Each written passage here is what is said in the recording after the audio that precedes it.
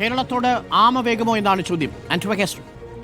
കേരളത്തിലെ BJP അധ്യക്ഷൻ പറഞ്ഞതുപോലെ കേരളത്തിൽ BJP അധികാരത്തിൽ NDA അധികാരത്തിൽ വരികയാണെങ്കിൽ ഇതൊക്കെ കിട്ടും, അല്ലെങ്കിൽ കിട്ടില്ല എന്ന് ക്ലാരിറ്റിയോടുകൂടി പുള്ളി പറഞ്ഞു. അത് ജനങ്ങൾ മനസ്സിലാക്കിയാൽ മതി.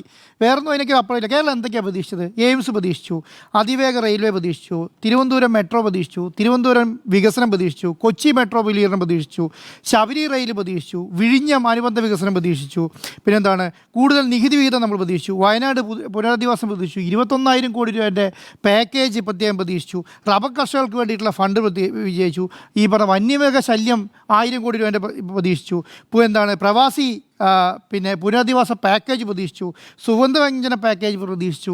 21 പിന്നെ നമ്മുടെ ആവശ്യങ്ങൾ ഫിനാൻസ് മിനിസ്റ്ററെ നേരിട്ട് കണ്ടിട്ട് ധനമന്ത്രി ബാലഗോപാൽ നേരിട്ട് ആവശ്യപ്പെട്ടു.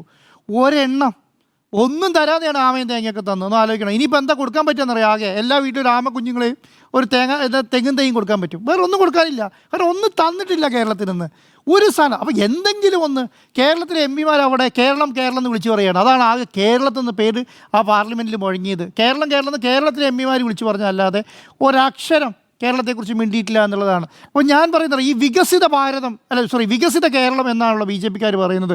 ഈ വികസിത കേരളം എന്ന് പറഞ്ഞ് എന്തുകൊണ്ടായിരിക്കുന്നത്? ഓൾറെഡി വികസിച്ചു, ഇനി നിങ്ങൾക്കൊന്നും തരാൻ ഉദ്ദേശിക്കുന്നില്ല എന്ന് വിചാരിച്ചിട്ടാണ് തോന്നുന്നുണ്ട്. കാരണം അവരാണ് വികസിത കേരള എന്ന് പറഞ്ഞുകൊണ്ടിരിക്കുന്നത്. കാരണം ഓൾറെഡി നിങ്ങൾ വികസിച്ചിട്ടുണ്ട്. അതുകൊണ്ട് നിങ്ങൾ ഒന്നും വേണ്ട, ഇനി എന്തെങ്കിലും വികസിക്കണമെങ്കിൽ ഞങ്ങളെ അധികാരത്തിൽ കൊണ്ടുവന്നാൽ വികസിപ്പിക്കാം എന്നുള്ളതാണ്. ഏതോ പിണറായി വിജയൻ മുഖ്യമന്ത്രി പറഞ്ഞതുപോലെ എന്താണ് ഒരു ശത്രുതാ മനോഭാവത്തോടു കൂടിയിട്ടാണ് കേരളത്തോട് പെരുമാറുന്നത്. അത് നിങ്ങൾ അത്രയ്ക്കായോ? നിങ്ങൾ ഇത്ര വികസിച്ചോ? എന്നാൽ പിന്നെ കാണിച്ചു തരാം, ഞങ്ങളൊക്കെ ആ ലെവലിലേക്ക് എത്തട്ടെ എന്നുള്ള ലൈനിലേക്ക് ഒരു നിലപാടെടുക്കും. ഒന്ന് ആലോചിക്കുക. ഈ പറഞ്ഞ സാധാരണ BJP നമുക്ക് തരുമെന്ന് പ്രതീക്ഷിക്കേണ്ട. ഇന്ത്യയിൽ മൊത്തത്തിൽ മഴ പെയ്യുന്ന സമയത്ത് പിന്നെ ചീര നനയുന്ന പോലെയാണ്. മനസ്സിലായോ? വാഴ നനയുമ്പോൾ ചീര നനയും എന്ന് പറയുന്ന പോലെ കേരളത്തിനാണ് കിട്ടിക്കൊണ്ടിരുന്നത് ഇത്രയും നാളും. അല്ലതൊന്നും കിട്ടിക്കൊണ്ടിരുന്നിട്ടില്ല. അപ്പം ഇതുപോലെ തന്നെയാണ് അവസ്ഥ. ഇപ്പം ഞാൻ പറയാം, ഇലക്ഷൻ നടക്കുമ്പോഴേക്കും കാരണം ഇലക്ഷൻ നടക്കുന്ന സമയത്താണല്ലോ നമ്മൾ സൊമാലിയ കേൾക്കുന്നത്, ഇലക്ഷൻ നടക്കുന്ന സമയത്താണല്ലോ നമ്മൾ വികസിതം കേൾക്കുന്നത്, ഇലക്ഷൻ നടക്കുന്ന സമയത്താണല്ലോ തിരുവനന്തപുരത്ത് പിന്നെ ഒളിമ്പിക്സും തിരുവനന്തപുരത്തെ തിരുവനന്തപുരം മെട്രോ സ്റ്റേഷനും ഒക്കെ നമ്മൾ കേട്ടത് ഈ ഇലക്ഷൻ നടക്കുന്നത്. അപ്പോൾ ഇലക്ഷൻ നടക്കുന്ന സമയത്തെങ്കിലും കേരളത്തിൽ എന്തെങ്കിലും കിട്ടുമെന്നാണല്ലോ പ്രതീക്ഷിക്കുന്നത്. തൊട്ടടുത്ത പ്രാവശ്യം 2 മാസം കഴിഞ്ഞ ഇലക്ഷനാണ്. അപ്പോൾ ഇലക്ഷനെ സംബന്ധിച്ചിടത്തോളം ഞാൻ ഈ കാഞ്ചീപുരം സാരിയൊക്കെ കൊടുത്ത് പിന്നെ ധനമന്ത്രി വന്ന സമയത്ത് നമ്മൾ പ്രതീക്ഷിക്കുന്നത് എന്താണ്? വലിയ രീതിയിലുള്ള സൗത്ത് ഇന്ത്യൻ പ്രഖ്യാപനങ്ങൾ ഉണ്ടാവും എന്നാണ് പ്രതീക്ഷിക്കുന്നത്. 2 പിന്നെ അതിവേഗ ട്രെയിൻ കൊടുത്തു തമിഴ്നാടിന്. ഒരെണ്ണം നമുക്ക് തന്നുകൂടായിരുന്നോ? തന്നില്ലല്ലോ. 7 എണ്ണം പ്രഖ്യാപിച്ചു, ഒരെണ്ണം തന്നില്ല. 12 ജലഗതാഗതം പ്രഖ്യാപിച്ചു, നമുക്ക് ഒരെണ്ണം പോലും തന്നിട്ടില്ല എന്നുള്ളതാണ്. ഇന്ത്യയിലേക്ക് മുഴുവൻ തേങ്ങയ്ക്ക് കൊടുത്തതാണ് കേട്ടോ. കേരളത്തിൽ മാത്രം തേങ്ങ തന്നതല്ല, അങ്ങനെ പ്രതീക്ഷിക്കുകയും വേണ്ട. ഇന്ത്യയിലേക്ക് മൊത്തം തേങ്ങയ്ക്ക് കൊടുത്തപ്പോൾ കിട്ടിയതാണ്. കടലാമേൻ്റെ കാര്യം അരുൺ സാറ് പറഞ്ഞു. ഈ കടലാമയും കൂടി ഇല്ലായിരുന്നെങ്കിൽ അവസ്ഥ അപ്പോൾ ഒരു കാര്യം മനസ്സിലാക്കിയിട്ട് അതേ പറഞ്ഞു, 320 കോടിൻ്റെ കാര്യം പറഞ്ഞു. അതാണ് പറയുന്നത്. അപ്പം നമ്മളെ സംബന്ധിച്ചിടത്തോളം എന്താണ്, കേരളത്തെ സംബന്ധിച്ചിടത്തോളം രാജ്യത്ത് 320 കോടി കൊടുത്തിട്ട് നമ്മൾ മലയാളിയുടെ അവസ്ഥ എന്തെങ്കിലും പറയണമെന്ന് വിചാരിച്ച് തേങ്ങ പറയുന്നതാണ് കേട്ടോ. വേറെ ഒന്നും പറയാനില്ല. തേങ്ങയ്ക്ക് തൃശ്ശൂരുകാരിക്ക് എന്ത് തേങ്ങ ഇഷ്ടം എന്ന് തൃശ്ശൂരുകാർ ചോദിക്കുന്ന അവസ്ഥയാണ്. അതിലപ്പുറത്തേക്ക് ഒന്നും ഇതിനെ കാണണ്ട. കേരളത്തെ സംബന്ധിച്ചിടത്തോളം കേരളം ഇത് പ്രതീക്ഷിച്ചാൽ മതി കേട്ടോ. ഇനി ഇലക്ഷൻ കഴിയുമ്പോൾ ഞാൻ വിചാരിക്കുന്നത് എന്താ അറിയോ, എൻ്റെ മനസ്സിലുള്ളതാണ്, ഒരു ഗട്ട് ഫീലിംഗ് ആയിട്ട് ഞാൻ പറയാം. 3 ആയുർവേദ എയിംസ് മാറ്റി വെച്ചിട്ടുണ്ട് ഇവർ. എന്തിനു വേണ്ടിയിട്ടായിരിക്കും എന്നറിയാം മിക്കവാറും. പക്ഷേ ഈ 3 ഫണ്ട് മാറ്റി വെച്ചിട്ടില്ലേ, 3 പ്രഖ്യാപനത്തിൽ ഒതുക്കി നിർത്തിയിട്ടുണ്ട്. അത് ചിലപ്പോൾ ഇലക്ഷന് മുൻപ് ഒരു പരിപാടി നടത്തി ഇവിടെ വന്നിട്ട് പറയും, നിങ്ങൾ ചോദിച്ച കേരളത്തിൻ്റെ എയിംസ് ആയുർവേദ എയിംസ് ആദ്യഘട്ടമായി തരാം എന്ന് പറയാനായിരിക്കും മിക്കവാറും മാറ്റി വെച്ചതെന്നാണ് ഞാൻ പ്രതീക്ഷിക്കുന്നത്. ചിലപ്പോൾ ഇപ്പോൾ നിങ്ങൾ പറഞ്ഞവരൊക്കെ എന്തായി എന്നും കൂടെ ചോദിക്കാമല്ലോ.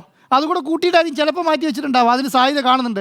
അല്ലെങ്കിൽ ബാക്കി എല്ലാ സ്ഥലം പ്രഖ്യാപിച്ചപ്പോൾ ഈ ആയുർവേദ എയിംസ് മാത്രം പറയാത്തത് എന്താ? അത് ഒന്നില്ലെങ്കിൽ ഒന്നാമത്തെ കാര്യം എന്ന് പറയുന്നത് കേരളത്തെ ആയുർവേദ സംവിധാനത്തിൽ നിന്ന് മാറ്റി നിർത്തി. ഇന്ത്യയിലെ കേരളമാണ് ആയുർവേദത്തിൻ്റെ ഹബ്ബ്. അതിനെ മാറ്റി നിർത്തിയിട്ട് ബാക്കി എയിംസ് പ്രഖ്യാപിക്കാൻ പറ്റില്ലല്ലോ, ആയുർവേദ എയിംസ് പ്രഖ്യാപിക്കാൻ പറ്റത്തില്ലല്ലോ. അതുകൊണ്ട് ഇപ്പോൾ അതിലൂടെ പ്രഖ്യാപിക്കാത്തതായിരിക്കും. ചിലപ്പോൾ പിന്നീട് ഡോക്യുമെൻ്റായി 3 സംസ്ഥാനത്തിൻ്റെ പേര് വരാനാണ് സാധ്യത. അല്ലെങ്കിൽ ഇതിപ്പോൾ ഇന്ന് 3 സംസ്ഥാനത്തിൻ്റെ പേര് പറയാത്തതിന് കാരണം ഇലക്ഷന് തൊട്ട് മുമ്പ് പ്രഖ്യാപിക്കാൻ വേണ്ടിയിട്ടായിരിക്കും. ഇതിലേതെങ്കിലും ഒന്ന് ഉറപ്പ്. ഒന്നാമത്തെ കാര്യം എന്ന് പറഞ്ഞാൽ കേരളത്തെ മാറ്റി നിർത്തി എയിംസ് പ്രഖ്യാപിക്കാം, ആയുർവേദത്തെ മാറ്റി നിർത്തി എയിംസ് പ്രഖ്യാപിക്കാൻ പറ്റില്ല. കാരണം കേരള ഹബ്ബായതുകൊണ്ടാണ്. അപ്പോൾ ഇത് നമ്മളുകൂടെ മനസ്സിലാക്കിക്കോ. ചിലപ്പോൾ ഇലക്ഷന് മുമ്പ് എന്ന് പറയും, നിങ്ങൾ ചോദിച്ച പിന്നെ എയിംസില്ലേ മോനെ എന്ന് ചോദിച്ച സാധനം വന്നു എന്നൊന്നും കൂടെ പറയാൻ വേണ്ടിയിട്ടായിരിക്കാം ചിലപ്പോൾ. അപ്പോൾ അത് നമുക്ക് കണ്ടറിയാം. അപ്പോൾ കേരളത്തെ സംബന്ധിച്ചോളം ഇത്രയും അവഹേളിക്കും എന്താണപ്പോൾ കേരളം ഈ മുഖ്യമന്ത്രി ചോദിച്ചോളൂ ഈ പറയുന്ന ഇന്ത്യയുടെ ഭൂപടത്തിൽ ഇല്ലേ പോലും. കാരണം അവസാനമായപ്പം ചിലപ്പോൾ മരച്ചു വന്നോ മാറിപ്പോണ്ടാവും ചിലപ്പോൾ ഇവർക്ക് ഓർമ്മ ഒന്നും ഉണ്ടാവില്ല. അത്രയാണ്. കാരണം വളരെ നീണ്ടു കിടക്കുന്ന ചെറിയൊരു സംസ്ഥാനമാണല്ലോ. കാരണം ഒന്ന് ആലോചിച്ച് നോക്കിയാൽ കഴിഞ്ഞ 5 വർഷം കഴിഞ്ഞ 10 വർഷം കേരളത്തിൽ കിഫ്ബി ഇല്ലെങ്കിലുണ്ടല്ലോ, കേരളത്തിൽ കിഫ്ബി ഇല്ലായിരുന്നെങ്കിൽ തീർന്നു പോയനെ. അടിസ്ഥാന വികസനത്തിന് 1 രൂപ തന്നിട്ടില്ല. വേറൊരു കാര്യം ഞാൻ പറയട്ടെ. ഇപ്പം നിതിൻ ഗഡ്കരി നാഷണൽ ഹൈവേക്ക് പണം തരും. നമുക്ക് പണം തന്നിട്ട് എന്ത് പറയുന്നറിയോ? സ്ഥലം എടുത്തുകൊണ്ടാ. എവിടുന്നത് എടുത്തു കൊടുക്കുക? ഇപ്പം MC റോഡ് പ്രഖ്യാപിച്ചു.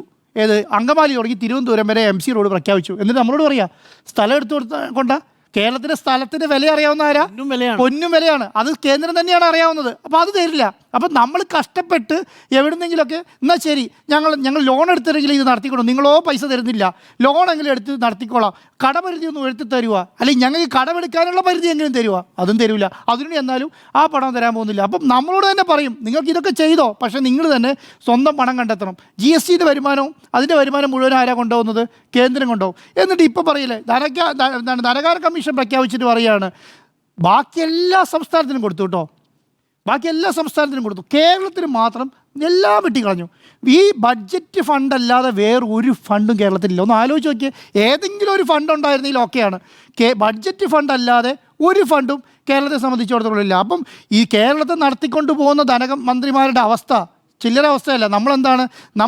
നമ്മൾ ഈ പറയുന്ന നല്ല വീടുകളിലാണ് താമസിക്കുന്നത്, നമ്മൾ നല്ല റോഡുകളിലാണ് യാത്ര ചെയ്യുന്നത്, നമ്മൾ പിന്നെ നല്ല ഹോസ്പിറ്റലിലാണ് കിടക്കുന്നത്, അല്ല ചികിത്സിക്കുന്നത്, നമ്മൾ നല്ല ഹോട്ടലുകൾ, ഇന്ത്യയിലെ ഏറ്റവും കൂടുതൽ 5 സ്റ്റാർ ഹോട്ടലുകളുള്ള സംസ്ഥാനം കേരളമാണ്. അപ്പം ഇത്രയും ലെവലിലേക്ക് നമ്മൾ വളർന്നത് നമ്മൾ കഷ്ടപ്പെട്ടുണ്ടാക്കിയ പിന്നെ ഒരു ബേസാണ്, അല്ലാതെ കേന്ദ്രം തന്നിട്ടാണെന്ന് വിചാരിക്കുക വേണ്ട.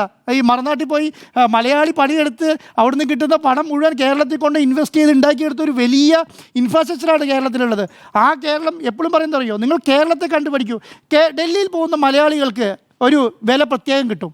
കാരണം അവർ വേറെ ഏതോ ഒരു ലെവലിൽ ജീവിക്കുന്നവരാണ് എന്ന് പ്രതീക്ഷിക്കുന്നതാണ് നോർത്ത് ഇന്ത്യൻസ്കാർ മുഴുവൻ. അപ്പോൾ അത് കിട്ടുന്നത് എങ്ങനെയാണ്? നമ്മുടെ ഇവിടുത്തെ വിദ്യാഭ്യാസ സമ്പ്രദായം ഒന്ന് ആലോചിച്ച് നോക്കിയേ. എത്ര CBSE സ്കൂളുണ്ടെന്ന് കേരളത്തിൽ അറിയോ? ഓരോ പഞ്ചായത്തിലും ഓരോ CBSE സ്കൂളും സർക്കാർ സ്കൂളുകളുണ്ട്. ഓരോ പഞ്ചായത്തിലും 65,000 ക്ലാസ് മുറികളാണ് കേട്ടോ ഹൈടെക് ആയത് കേരളത്തിൽ. ഇന്ത്യയിൽ ഏതെങ്കിലും സംസ്ഥാനത്തായോ? അപ്പോൾ ഇതൊക്കെ കണ്ടിട്ട് പറയുകയാണ് നിങ്ങൾ ഓൾറെഡി വികസിച്ചു, അതുകൊണ്ട് നിങ്ങൾക്കിനി പണം ആവശ്യമില്ല. ഞങ്ങൾ 17 രൂപ 100 രൂപയ്ക്ക് 17 രൂപ അവിടെ കൊടുക്കുന്ന സമയത്ത് നിങ്ങൾക്ക് 2.5 രൂപ തരും. അത് നിവൃത്തിയില്ലാതെ തരുന്നതാണ് കേട്ടോ, അല്ലാതെ ഒരു 4 രൂപ തരണം എന്ന് വിചാരിച്ച് തരാൻ പറ്റാഞ്ഞിട്ടല്ല, ഇത്ര തന്നെ മതി എന്ന് വിചാരിച്ചിട്ടാണ്.